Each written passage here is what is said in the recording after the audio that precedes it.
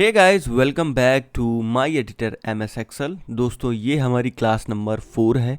आज की इस क्लास में हम लोग एक्सेल के दोस्तों होम टैब के बचे हुए रिबन्स को डिस्कस करेंगे। जी हाँ, इससे पहले की वीडियो में हम लोगों ने डिस्कस किया था क्लिपबोर्ड ग्रुप को, फॉन्ट ग्रुप को, अलाइनमेंट ग्रुप को, यानी ये सारे रिबन्स हम लोग इससे पिछली क्लास में डिस्कस कर चुके हैं।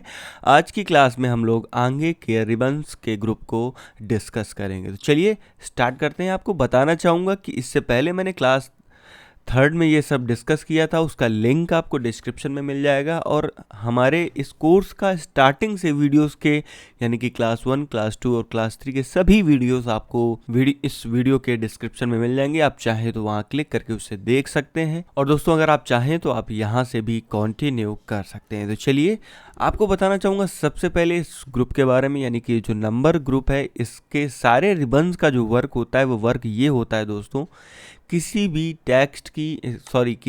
डिजिट की कस्टम फॉर्मेटिंग करके वो आपको देता है। लाइक यहाँ से अगर मैं कोई एक पुराना अपना वर्क ओपन करूँ तो दोस्तों ये कोई एक वर्क है जो मैंने किया था और आपको मैं बेहतर तरीके से इस वर्क पर समझा सकता हूँ। तो दोस्तों, जैसा कि आप यहाँ पे देख पा रहे हैं कि मैंने एक सैलरी शीट तैयार की है 2022 की, 2023 की। अब यहाँ पर दोस्तों कस्टम फॉर्मेटिंग क्या है, अभी आप अगर यहाँ क्लिक करते हैं, इस टेक्स्ट को या इन सेल्स को सेलेक्ट करते हैं, तो जैसा कि आप यहाँ देख पा रहे हैं, यहाँ आपको जनरल लिखा हुआ नज़र आ रहा है, ठीक है। लेकिन अगर दोस्तों यहाँ पे आप इसको सेलेक्ट करके, मान लीजिए कंट्रोल Z में करता हूँ, यहाँ से इसको एक अकाउंटिंग मोड में ले जाना है, तो आप यहाँ से क्लिक करके जैसे ही आप अकाउंटिंग मोड में ले गए, तो दोस्तों ये जो प्रोसेस हुआ जर्नल टेक्स्ट से अकाउंटिंग मोड में कन्वर्ट होने का, इसको आप बोलते हैं custom formatting of any digit, है ना। सेल के अंदर पड़े हुए डेटा की कस्टम फॉर्मेटिंग करना, और वो आप इस ग्रुप से कर सकते हैं, ठीक है। तो सबसे पहले आपको बता दूं कि ये जो आप यहाँ पे डेटा देख पा रहे हैं, इस तरीके से इस पर कस्टम फॉर्मेटिंग आप लगा सकते हैं। हाँ, अगर आपको मान लीजिए सैलरी शीट बनानी है और आप यहाँ पे आपको रुपीज़ का सिंबल ऐड करना है, तो आपको क्या करना है, बस सिंपल से यहाँ एक आपको एरो दिख रहा होगा, है ना। जैसे मैं यहाँ से थोड़ा सा क्लिक करूँ तो यहाँ पे एक आपको एरो दिखेगा, बस सिंपल से आपको उस एरो पे क्लिक करना है, ठीक है। जैसे ही आप इस एरो पे यहाँ क्लिक करेंगे, क्लिक करने के बाद आपको एक ऑप्शन यहाँ पे दिखाएगा, जैसे कि थोड़ा सा जूम कर दूँ, आपको बड़े वाले कर्सर पर ध्यान देना है, क्योंकि यहाँ पे मैग्नीफायर होने पर 2 टाइप के कर्सर आपको दिखाई पड़ते हैं, ठीक है। तो आपको बस अकाउंटिंग को सेलेक्ट करना है। अकाउंटिंग पर जब आप सेलेक्ट करेंगे तो आप यहाँ से देख पाएंगे कि यहाँ जो सिंबल है वो डॉलर का दिखा रहा है। अभी यहाँ आपको रुपीज़ का सिंबल सर्च करना है। जब आप इसको स्क्रॉल डाउन करके थोड़ा सा नीचे जाएंगे, तो नीचे की तरफ थोड़ा पहुंचने पे आपको यहाँ पे दिखाई पड़ेगा रुपीज़ का सिंबल, जो कि हिंदी टेक्स्ट के साथ लिखा है। तो आपको बस सिंबल से इसे सेलेक्ट करना है। सेलेक्ट करने के बाद जैसे ही आप ओके प्रेस करेंगे, तो दोस्तों अब आप देख सकते हैं कि यहाँ पर, सॉरी एक बार से फिर से मुझे जाना पड़ेगा वहीं पे, ये टेक्स्ट सेलेक्ट नहीं था दोस्तों। ये सब आप तब कर पाएंगे जब आप टेक्स्ट को सेलेक्ट करें। मैं वापस से जाता हूँ और आप जैसे यहाँ क्लिक करेंगे और ओके प्रेस करेंगे, तो अब आप देख पाएंगे यहाँ पर आपका जो है रुपीज़ का सिंबल लग चुका है। अच्छा, एक बात और मैं करूँ, जैसे कभी कभार क्या होता है दोस्तों, एक नई शीट लेता हूँ, जैसे आपको कोई अकाउंट नंबर डालना है और अकाउंट नंबर के आगे दोस्तों आपको 0 ऐड करना है। जैसे मान लीजिए ये एक अकाउंट नंबर है, ठीक है, और इसके आगे आपको 0 ऐड करना है। जैसे कि मैं यहाँ पे करने की कोशिश कर रहा हूँ, आप देख पा रहे होंगे, लेकिन जैसे ही आप इंटर करेंगे तो ये 0 यहाँ से हट जाता है। थोड़ा सा मैं इसको अगर बड़ा करके दिखाऊँ आपको, और इसको मैं बोल्ड कर दूँ, अब आप अच्छे से यानी कि क्लियरिटी के साथ विजिबल कर पा रहे होंगे। अगर इस टेक्स्ट के आगे आप 0 ऐड करेंगे, चूँकि कभी बार क्या होता है कि ना, जो अकाउंट नंबर होते हैं सैलरी स्लिप पर, उन अकाउंट नंबर के आगे 0 ऐड होता है।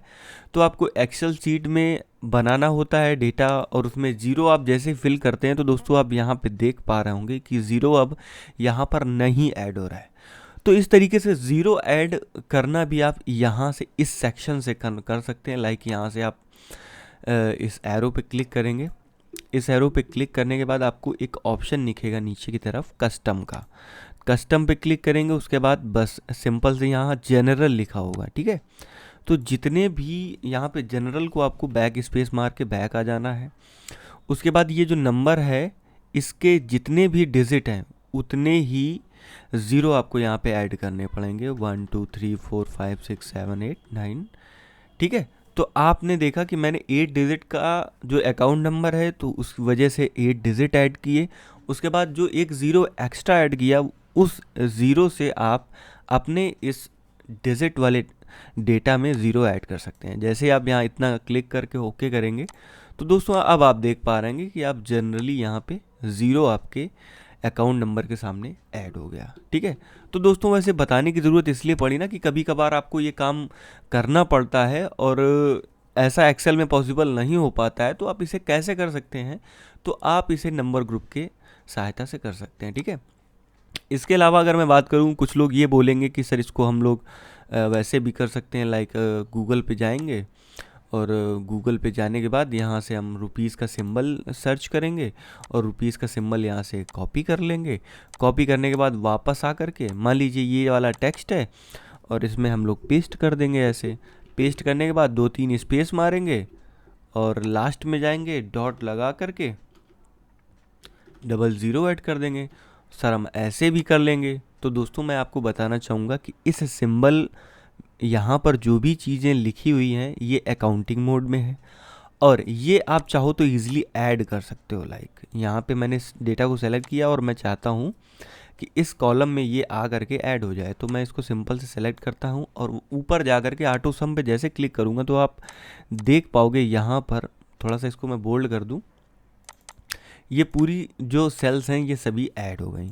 इट मीन्स ये जो यहाँ पे डेटा पड़ा हुआ है इसको एक्सेल अभी भी एज ए डिजिट कंसीडर कर रहा है। बट अगर इसकी मैं बात करूँ आपसे, इसकी बात करूँ इस टेक्स्ट की जो आपने मैनुअली बनाया है, इसको सपोज दैट एक और इसी के नीचे ऐड कर दूँ, है ना। मान लो ये वैल्यू को मैं कॉपी करता हूँ और इसको यहाँ से इसके आगे पेस्ट कर देता हूँ।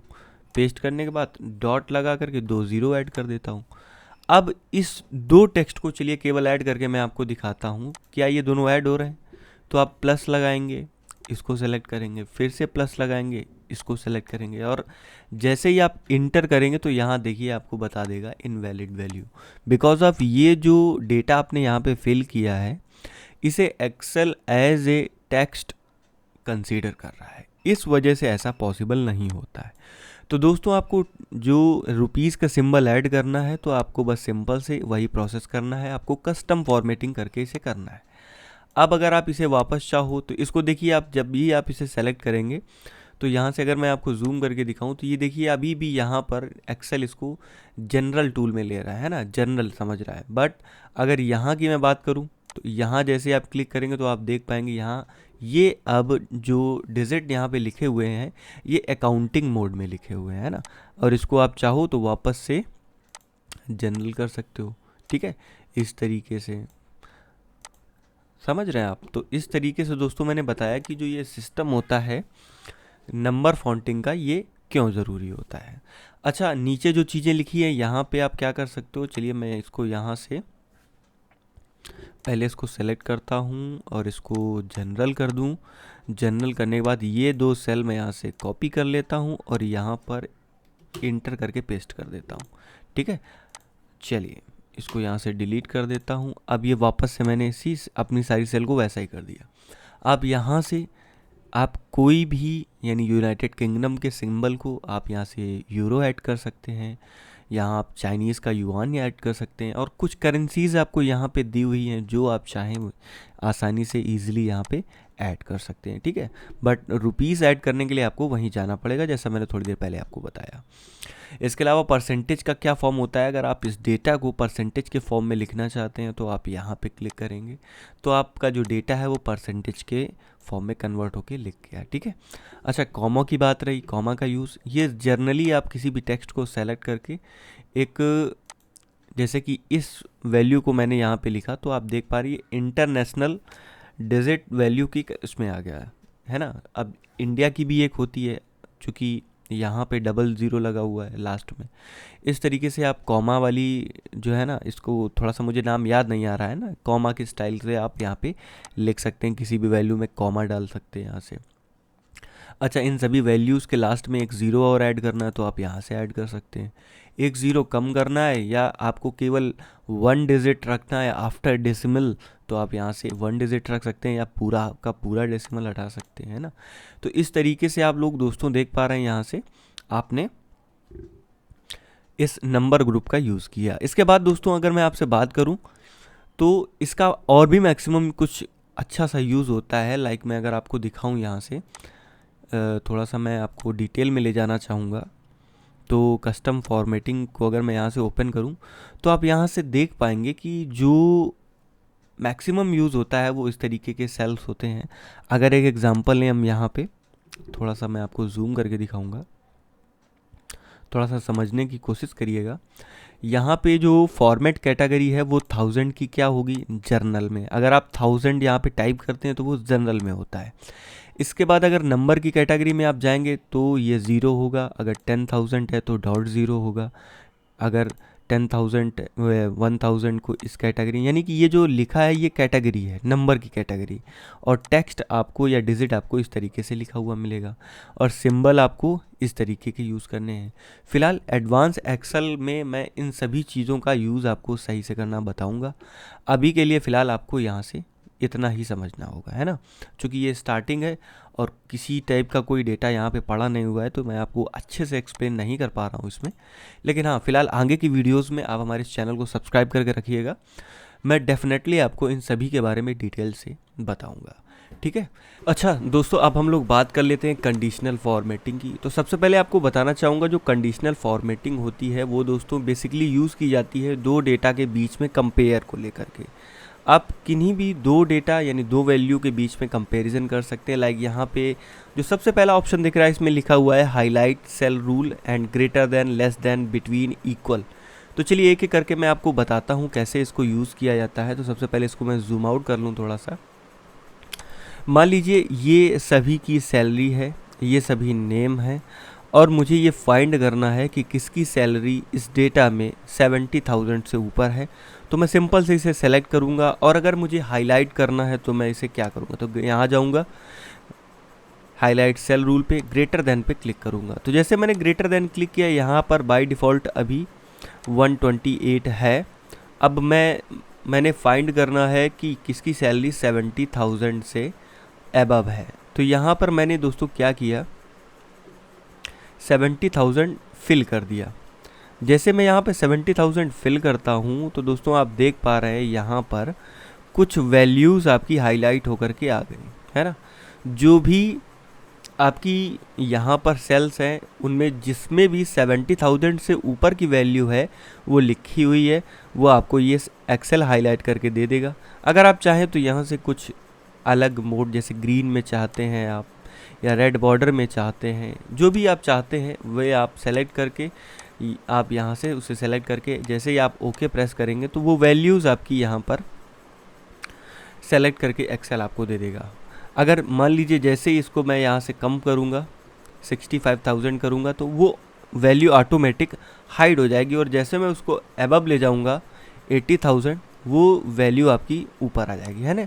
यानी कि यहाँ पे हमने फॉर्मेटिंग सेट की थी, जिसकी भी सैलरी 70,000 से ऊपर है वो वैल्यू हाईलाइट हो जाए, ठीक है। तो इस तरीके से दोस्तों हम लोग हाईलाइट भी कर सकते हैं, ग्रेटर दैन की भी, और अगर इसमें लेस देन करना है तो मैं यहाँ से लेस देन भी निकाल सकता हूँ। लाइक मुझे यहाँ से ये देखना है कि किसकी सैलरी 50,000 से लेस देन है, तो आप यहाँ से देख पा रहे होंगे कि जैसे मैंने 50,000 लेस देन करके रेड कलर पे ओके किया तो ये यहाँ पे कंपेयर दिखाने लगा कि जिसकी भी सैलरी 50,000 से डाउन है, ठीक है। इस तरीके से आप दोस्तों कंपैरिजन कर सकते हैं कि किसकी कौन सा डेटा ज़्यादा है या कौन सा डेटा कम है। इसके बाद दोस्तों यहाँ से आपको बिटवीन यानी कि दो डिजिट के बीच में निकालना है, दो वैल्यू। जैसे मान लीजिए मुझे यहाँ पे देखना है किसकी सैलरी 50,000 से 1 लाख के बीच है, तो आप यहाँ पे 50,000 डालेंगे और यहाँ पे 1 लाख डालेंगे। तो जैसे आप डालेंगे 1 लाख और मैं इसको करूँगा कि ये जो टेक्स्ट है वो आपका रेड बॉर्डर में आ जाए और देन हिट ओके, तो आप देख पाएंगे कि जिसकी जिसकी भी सैलरी 50,000 से ऊपर होगी वो ऑटोमेटिकली एक्सेल हाईलाइट करके देखेगा, है, दिखा देगा आपको। और आप जिसको जैसे इसको डाउन करेंगे तो आपको कम हो जाएगा। ठीक है, इस तरीके से आई होप आपको समझ में आ रहा होगा कि किस तरीके से डेटा का के बीच में हम लोग कंडीशनल फॉर्मेटिंग लगा करके कंपैरिजन कर सकते हैं। इक्वल टू में आप निकालना है, जैसे मान लीजिए मुझे यहाँ पे अगर 35,000 किसी की सैलरी है तो आप यहाँ से हाईलाइट कर देंगे उसे रेड बॉर्डर, या कस्टम बॉर्डर दे करके आप दोस्तों यहाँ पर उसे फिल कर सकते हैं येलो से। येलो पे क्लिक करेंगे और जैसे आप ओके करेंगे और यहाँ से ओके करेंगे तो आप देख पाएंगे कि ये जो दो सेल हैं इनकी सैलरी आपकी इक्वल है, तो वो आपकी 35 आ जाएगी। ठीक है, तो इस तरीके से दोस्तों आप कंपैरिजन कर सकते हैं। चलिए इसको मैं यहाँ से क्लियर करता हूँ। क्लियर करने के लिए आपको बस सिंपल से क्लियर फॉर्मेट पे क्लिक कर देना है। ठीक है, अब सेकंड ऑप्शन की मैं बात कर लूँ तो यहाँ पे टॉप रूल्स लगे हुए हैं, जैसे कि टॉप 10 वैल्यूज सेलेक्ट करनी है तो आप यहाँ पे क्लिक करेंगे तो टॉप 10 वैल्यूज़ आपकी आ गई। ठीक है, ये जो वैल्यूज़ हैं ये टॉप 10 वैल्यूज़ हैं। इसी तरीके से अगर आप चाहें कि टॉप 7 निकालनी है, टॉप 5 निकालनी है, तो आप यहाँ से कम ज़्यादा कर सकते हैं। जैसे टॉप 6 चाहिए तो आप टॉप 6 पे क्लिक कर देंगे, यानी इस वैल्यू को यहाँ पर लिखी हुई वैल्यू को मैनुअली कम या ज़्यादा करके आप टॉप की 6 या 4 या 2 या जो भी आप करना चाहें वो वैल्यूज़ यहाँ से निकाल सकते हैं। ठीक है, इसके बाद दोस्तों अगर मैं बात करूँ यहाँ से जा करने के बाद तो बिटवीन या बॉटम में भी निकाल सकते हैं। ऊपर कुछ चीज़ें है ना, डुप्लीकेट वैल्यू निकालना, ये भी आप अपने हाथ से करके देखिएगा, ईजिली हो जाएंगी डुप्लीकेट वैल्यू।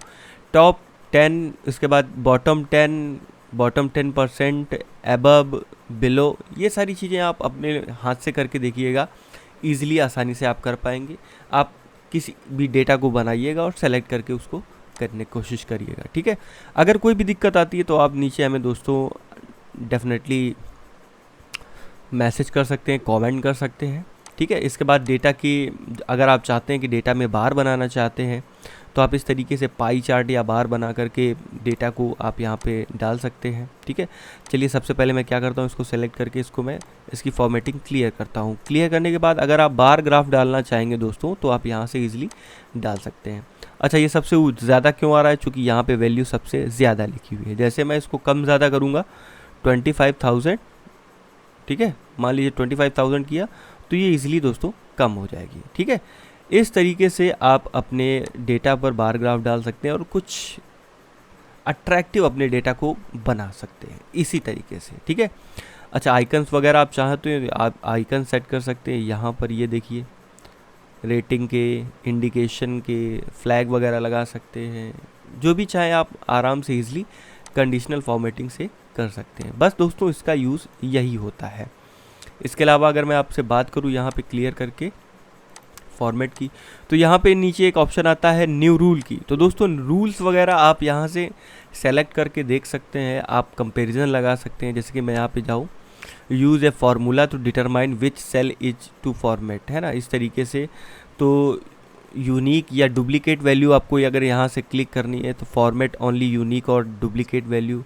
आप डुप्लीकेट वैल्यू आपको फाइंड करनी है, जैसे कि मान लीजिए, तो आपको बस इसको यहाँ से सेलेक्ट करना है। सेलेक्ट करने के बाद यहाँ से फॉर्मेट पे जाना है। फॉर्मेट पे जाने के बाद एक कलर सेलेक्ट कर लेना है। बॉर्डर अगर आप देना चाहें तो वो भी दे सकते हैं। वैसे मैं ज़्यादा कुछ तो झाम ताम करने वाला हूँ नहीं, और मैं यहाँ सेलेक्ट करके जैसे ओके करता हूँ, और जैसे ओके करूँगा तो आप ये देख सकते हैं कि यहाँ से इसने जो यूनिक या डुप्लीकेट वैल्यूज़ लिखी हैं वो हाईलाइट करके दे दी हैं। ठीक है, यूनिक तो लिखी नहीं, तो डुप्लीकेट वैल्यू मैंने यहाँ से फाइंड की थी। तो इस तरीके से दोस्तों आप यहाँ पर जाकर के कोई एक यूज़ कर सकते हैं custom formula. Custom formula it means मैं यहाँ से सेलेक्ट करना चाहूँगा उन सभी सेल को। पहले मैं क्या करता हूँ, इसको यहाँ से ईज़िली क्लियर कर देता हूँ फॉर्मेट को। अब मान लीजिए मुझे यहाँ पर इस डेटा को यहाँ से सेलेक्ट करना है और मुझे यहाँ पे एक न्यू रूल अप्लाई करना है, ये कि जो भी वैल्यूज़ आपकी 50,000 से नीचे की है वो ऑटोमेटिक हाईलाइट हो जाए। तो पहले मैं क्या करूँगा, यहाँ से सेलेक्ट करूँगा इस सेल को, इसकी रेंज मैंने सेलेक्ट कर ली। रेंज सेलेक्ट करने के बाद वापस से इस पर क्लिक किया। आई होप आप लोग समझ पाएंगे। और मैं यहाँ पे ग्रेटर देन का एक सिंबल डालता हूँ। चलिए इसको थोड़ा सा जूम करके आपको दिखा दूँ। मैं यहाँ पे ग्रेटर देन का सिंबल डालता हूँ और यहाँ पर वैल्यू को सेलेक्ट करता हूँ। लाइक यहाँ पे मैं डाल देता हूँ 50,000। ठीक है, यानी कि इस रेंज में, ये जो रेंज है इसमें उस वैल्यू को हाईलाइट करना है जो 50,000 से ज़्यादा की है। अब जैसे आप यहाँ से इसको फॉर्मेट दें, फॉर्मेट देने के बाद आप मान लीजिए मैं इसे हाईलाइट करना चाहता हूँ येलो से, येलो के बाद यहाँ पे ओके करना है। ओके करने के बाद आपको यहाँ पे ओके कर देना है। तो आप ओके करेंगे तो आप देख पाएंगे यहाँ पर इसने जो है उसी सेल में 50,000 से, इसमें तो मान लीजिए इसने सभी को हाईलाइट कर दिया, बट अगर मैं वापस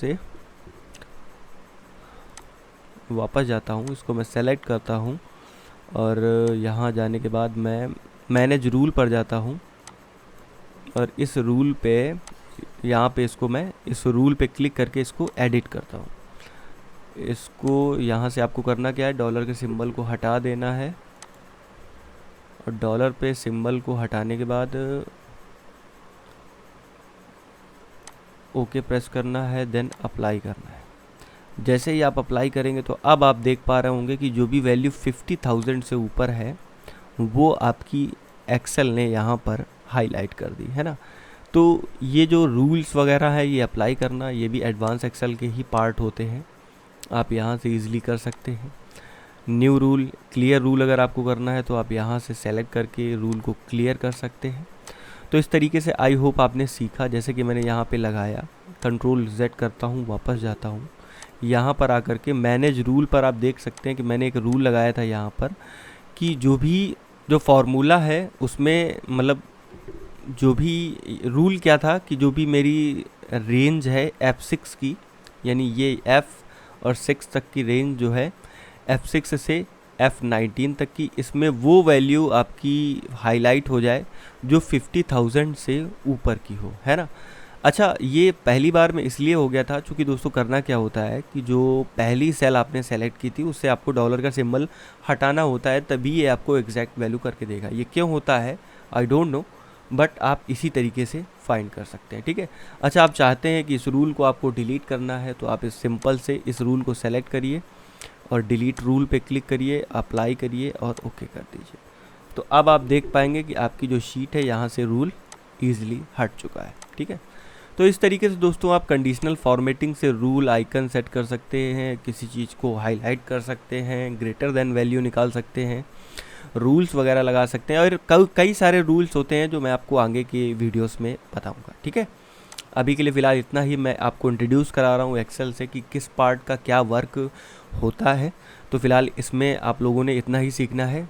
अच्छा, अब बात करता हूँ मैं आगे next format as a table. तो इसमें आप दोस्तों केवल एक स्टाइल दे सकते हैं अपने वर्क को। जैसे कि मैंने इसको सेलेक्ट किया और मुझे एक इसमें स्टाइल देनी है। स्टाइल वही चीज़ होती है, मतलब एक कस्टम फॉर्मेटिंग होती है फ़ॉन्ट और टेक्स्ट को करने की, जो आप चाहें तो फ़ॉन्ट वाले ग्रुप से भी यहाँ से दे सकते हैं और आप इसे ईज़िली यहाँ से भी डायरेक्टली ऑल पे लगा सकते हैं। जैसे कि मान लीजिए मैं यहाँ पे इस पर क्लिक करता हूँ।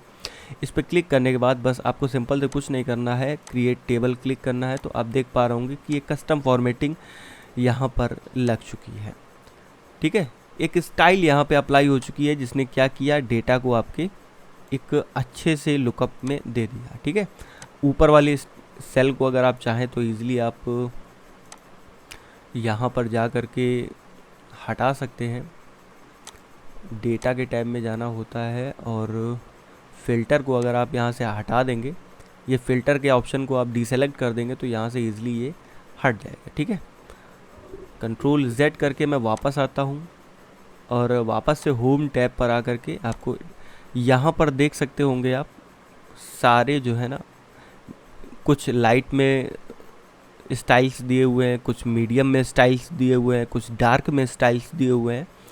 तो वो सारे स्टाइल आप यहाँ पे अप्लाई कर सकते हैं। स्टाइल अच्छा क्या होता है, स्टाइल जो कि स्टाइल एक आपका एज ए, मतलब मैं बताना चाहूँ तो स्टाइल एक कॉम्बिनेशन होता है आपका टेक्स्ट के फॉर्मेटिंग का, कलर्स का और बॉर्डर्स का, मतलब एक नया लुक देना आप इस स्टाइल कह सकते हैं, है ना। आपने डेटा को एक नया लुक देना, उसे एक नई स्टाइल देना कह सकते हैं। ठीक है, और यहाँ पर कई सारी स्टाइल्स आपको दी हुई हैं, है ना। यहाँ से आप इजीली अपने डेटा पर अप्लाई कर सकते हैं। सिंपल से वन अगर कलर आपको अप्लाई करना है किसी भी सेलेक्टेड डेटा की रेंज में तो आप इस तरीके से कर सकते हैं, ठीक है। ये कुछ हेडिंग्स दी हैं, चलिए मैं आपको करके दिखाता हूँ। जैसे कि मान लीजिए ये मेरी हेडिंग है, मैंने इसको सेलेक्ट किया यहाँ से और यहाँ से हेडिंग 2 पे क्लिक किया, ठीक है। ये मेरा जो डेटा है इसको मैंने यहाँ से सेलेक्ट किया, इसके बाद मैं इसको नॉर्मल ये कलर देता हूँ।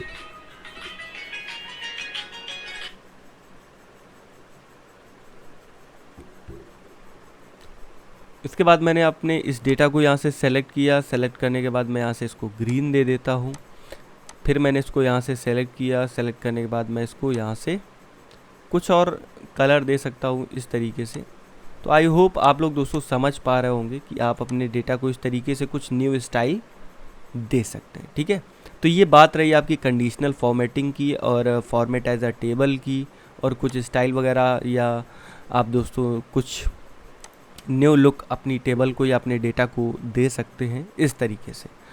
अब आइए बात कर लेते हैं दोस्तों सेल्स की, है ना। तो यहाँ पे एक आपको नया ग्रुप मिलेगा जो होगा सेल्स का। इसमें दोस्तों फर्स्ट है आपका वो है इंसर्ट का। तो इंसर्ट का जो ग्रुप होता है वो कैसे वर्क करता है, आइए चलिए मैं आपको बता दूं। सबसे पहले तो मैं क्या करता हूँ, इस पूरे डेटा पर से इसको हटाता हूँ, फॉर्मेट यहाँ से क्लियर करता हूँ। फॉर्मेट क्लियर करने के बाद अब चलिए इंसर्ट की बात करते हैं। सेल अगर आपको इंसर्ट करनी है तो मान लीजिए मैंने इस डेटा को सेलेक्ट किया, इसके बाद इंसर्ट पे गया और इंसर्ट सेल पे क्लिक किया। यहाँ आपसे पूछेगा कि आपको कहाँ करनी है, तो सेल डाउन या अप, तो आप मैं मान लीजिए यहाँ पे डाउन पे क्लिक करता हूँ और ओके करता हूँ। तो अब आप देख पा रहे होंगे कि जो सेल थी कंट्रोल Z करूँ तो वो जो सेल है इन दोनों सेल्स के ऊपर एक सेल जो है अप्लाई हो गई थी, मतलब इनके बीच में एक सेल इंसर्ट हो गई थी, ठीक है। इस तरीके से अगर आप इंटायर रो पे क्लिक करते हैं 3rd नंबर पे, तो आप जैसे ओके करेंगे तो देखिए आप इंटायर रो में एक पूरी रो ऐड कर सकते हैं इस तरीके से, ठीक है। इसके बाद दोस्तों अगर 2nd नंबर पे जाएंगे इंसर्ट सीट रो, अब अगर आप इस पर क्लिक करेंगे तो आप वापस से देख पा रहे होंगे एक रो और इंसर्ट हो गई। और यहाँ से आप एक कॉलम भी ऐड कर सकते हैं, लाइक इसके आगे मुझे एक कॉलम ऐड करना है तो मैं इस कॉलम को सेलेक्ट करता हूँ और इंसर्ट करके इंसर्ट एक कॉलम करता हूँ। तो यहाँ पर आप देख पा रहे होंगे कि इस डेटा के बीच में एक कॉलम इंसर्ट हो गया, ठीक है। तो इस तरीके से आप अगर कोई चीज़ इंसर्ट करना चाहें, सेल इंसर्ट करना चाहें, या आप पूरी की पूरी शीट पर रो इंसर्ट करना चाहे, पूरी शीट पर एक कॉलम ऐड करना चाहें, तो आप यहाँ से ऐड कर सकते हैं। 4th नंबर के ऑप्शन से आप एक शीट को ऐड कर सकते हैं, जैसे कि अभी मैं आपको यहाँ से दिखाऊँ इस जगह पर। तो यहाँ पे दोस्तों एक शीट सिंगल है, अगर आप यहाँ पे जाके इंसर्ट करके एक शीट इंटर करेंगे तो आप यहाँ पे देखिए शीट एक ऐड हो गई, पूरी की पूरी शीट आप ऐड कर सकते हैं। अच्छा, ये वाला जो ऑप्शन होता है यहाँ पर ये इंसर्ट करने का होता है, और इसके बाद जो ऑप्शन होता है वो डिलीट करने का होता है, ठीक है। तो आप यहाँ से इजीली उसको, जिस चीज़ को यहाँ से आप ऐड कर सकते हो उसी चीज़ को यहाँ से डिलीट भी कर सकते हो, ठीक है। कैसे कर सकते हैं चलिए मैं आपको बता दूँ। जैसे कि मान लीजिए ये एक सेल है, इसे मैंने यहाँ से डिलीट करना है, तो डिलीट सेल पे मैं क्लिक करके ओके करूँगा तो आप देख पा रहे होंगे कि यहाँ से डिलीट हो गया सेल के अंदर पड़ा हुआ डेटा। या ये पूरा, अगर मान लीजिए मुझे ये पूरी सेल सेलेक्ट करनी है और उसको यहाँ से डिलीट पे क्लिक करूँ, डिलीट सेल, तो ये देखिए आप पूरी की पूरी सेल डिलीट हो गई, ठीक है। अच्छा, चूँकि मैंने सेलेक्ट करके हटाया था तो उसने क्या किया था, एक्सेल ने वहाँ के डेटा को हटा दिया था। चूँकि बगल में भी इसके जो साइड में है वहाँ भी डेटा पड़ा हुआ था, इसलिए इसने वहाँ को नहीं हटाया, ठीक है। चलिए मैं कंट्रोल Z करता हूँ, वापस से डेटा को अपने वहीं से लाता हूँ। अच्छा, डिलीट के बाद डिलीट रो करनी है तो आप पूरी की पूरी या यहाँ से पूरी रो डिलीट कर सकते हैं। यहाँ डिलीट रो इस तरीके से हो सकती है, और अगर आप चाहें यहाँ से तो आप पूरा कॉलम भी यहाँ से डिलीट कॉलम कर सकते हैं इस तरीके से, ठीक है। इसके बाद दोस्तों बात आती है, अगर आप यहाँ से शीट डिलीट करना चाहते हैं तो आप पूरी की पूरी शीट डिलीट कर सकते हैं, बट ऐसा फ़िलहाल करने की ज़रूरत नहीं है। आप इजीली अपने प्रैक्टिस वर्क में इसको करके देख सकते हैं, तो आपकी सीट यहाँ से डिलीट हो जाएगी, ठीक है। 3rd नंबर की बात आती है यहाँ पर फॉर्मेट की। तो फॉर्मेट की अगर बात करूँ दोस्तों, तो यहाँ पर आपको सेल के साइज़ को चेंज करने का फॉर्मेट दिया होता है। जैसे कि यहाँ पे दिया हुआ है रो हाइट, तो रो की हाइट मान लीजिए मैंने यहाँ पे एक रो है, ये वाली रो है, इसकी हाइट चेंज करनी है, तो मैंने इसको सेलेक्ट किया और फॉर्मेट पे गया, रो हाइट पे गया। अभी यहाँ पे 15 दिखा रहा है, मैं यहाँ से इसको 25 कर देता हूँ। 25 करने के बाद जैसे मैं क्लिक करूँगा तो आप देख पा रहे होंगे कि ये जो रो की हाइट है ना, ये हाइट थोड़ी सी आपकी ज़्यादा हो गई। अब इसे वापस नॉर्मल करने के लिए आप क्या करेंगे, ऑटो फिट पे क्लिक कर देंगे तो आपका दोस्तों वैसी की वैसी रो हो जाएगी, है ना। इस तरीके से आप रो की हाइट को कम ज़्यादा कर सकते हैं। कॉलम की विड्थ को आप कम ज़्यादा कर सकते हैं। जैसे कि मान लीजिए ये कॉलम है, इस कॉलम को मैंने सेलेक्ट किया और यहाँ पर जा कर के कॉलम की विड्थ पे क्लिक किया, ये 19 अभी दिखा रहा है और इसको आपको करना है 30 पे क्लिक करने के बाद जैसे आप ओके करेंगे तो आप देख पाएंगे कि आपकी जो कॉलम की जो लेंथ है या ब्रेथ है वो कॉलम की जो ब्रेथ है वो आपकी 30 हो गई इस तरीके से। और आप यहाँ से वापस से फॉर्मेट पे पे ऑटो पे क्लिक करेंगे तो आप देखिएंगे कि वो ऑटो एडजस्ट हो जाएगी, ठीक है, इस तरीके से। इसके बाद दोस्तों अगर डिफ़ॉल्ट विड्थ की बात करें तो डिफ़ॉल्ट विड्थ आपकी 8.43 होती है, जो कि अभी इस वक्त नहीं होगी क्योंकि डेटा आपका जो पड़ा हुआ है वो इस तरीके से है, मतलब डेटा की जो लेंथ है वो थोड़ी सी ज़्यादा है, इसलिए यहाँ पर वो चीज़ अप्लाई नहीं होगी, ठीक है।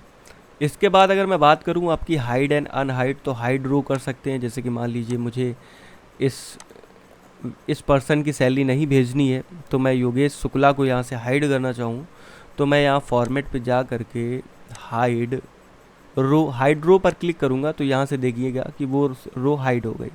अच्छा, जब वो रो हाइड हो जाएगी तो आप देखेंगे कि उसके बीच में एक हल्का सा पॉइंटर बन जाएगा, 8 and 10 लिखा हुआ है, यानी इसके बीच में एक रो है 9 नंबर की जो कि हाइड है। अगर आप चाहें तो इजीली फाइंड कर सकते हैं। वैसे आप इसके बीच में कर्सर ले जा करके जैसे ही डबल क्लिक करेंगे तो दोस्तों वापस से डबल क्लिक करने पर वापस से आप उस सेल को अनहाइड भी कर सकते हैं, या आप वापस से यहाँ पर जाएंगे फॉर्मेट सेल पर और यहाँ से हाइड वाले ऑप्शन पे जा करके अनहाइड रो करेंगे, तब भी आप उस योगेश शुक्ला वाली सेल को या रो को अनहाइड कर सकते हैं, ठीक है। तो यहाँ से आप दोस्तों हाइड या अनहाइड रो या हाइड शीट कर सकते हैं। रीनेम, अगर मैं बात करूँ रीनेम करने की, तो रीनेम दोस्तों आप इजीली यहाँ से भी कर सकते हैं। रीनेम पे क्लिक करेंगे तो यहाँ पर आप इसे रीनेम कर सकते हैं, ठीक है। इसके बाद फॉर्मेट टेबल पे जा करके आप टैब को कलर देना चाहें मूव कर सकते हैं, यानी कि आगे पीछे। जैसे कि ये शीट 2, थोड़ा सा मैं आपको जूम करके दिखाऊं तो यहाँ पर ये जो देखिए अब ये शीट 2 आगे है और कंडीशनल फॉर्मेटिंग के पीछे है। वैसे आप इसको यहाँ से इजीली डायरेक्ट क्लिक करके थोड़ा सा इधर खसका के भी कर सकते हैं, बट एक्सेल आपको ऑप्शन देता है यहाँ पर फॉर्मेट पे, यहाँ से भी आप मूव कर सकते हैं या एक अपनी शीट की एक कॉपी भी बना सकते हैं। टैब को आप कलर दे सकते हैं, सिंपल से आप यहाँ पर जा कर के रेड पे क्लिक करेंगे तो आप देखेंगे कि यहाँ पर रेड कलर, जैसे कि मैं आपको यहाँ से दिखाऊं, अगर इस जगह पर रेड कलर भी आ रहा है, ठीक है। तो इस तरीके से आप दोस्तों सेल सेलेक्ट करके अपने सेल को कलर भी दे सकते हैं, ठीक है। प्रोटेक्ट शीट वगैरह भी कर सकते हैं। यहाँ पर जा कर के आप अपनी शीट को प्रोटेक्ट कर सकते हैं। 1 2 3 मैंने एक पासवर्ड डाला, यहाँ क्लिक किया, उसके बाद फिर से 1 2 3 पासवर्ड डाला और ओके किया। अब आप अगर डेटा को चेंजमेंट करना चाहेंगे तो आपको एक्सेल एक मैसेज देगा कि आपकी शीट प्रोटेक्टेड है, इस पर आप चेंजमेंट नहीं कर सकते हैं। आप इसे ओके करेंगे। आप वापस से इसको अनप्रोटेक्ट करने के लिए वापस फॉर्मेट पे जाएंगे, अनप्रोटेक्ट शीट पे क्लिक करेंगे और वही पासवर्ड डाल करके जैसे ही ओके करेंगे तो अब आप इजीली इसको एडिट कर सकते हैं, ठीक है। अब आप इसमें डेटा भी फिल कर सकते हैं।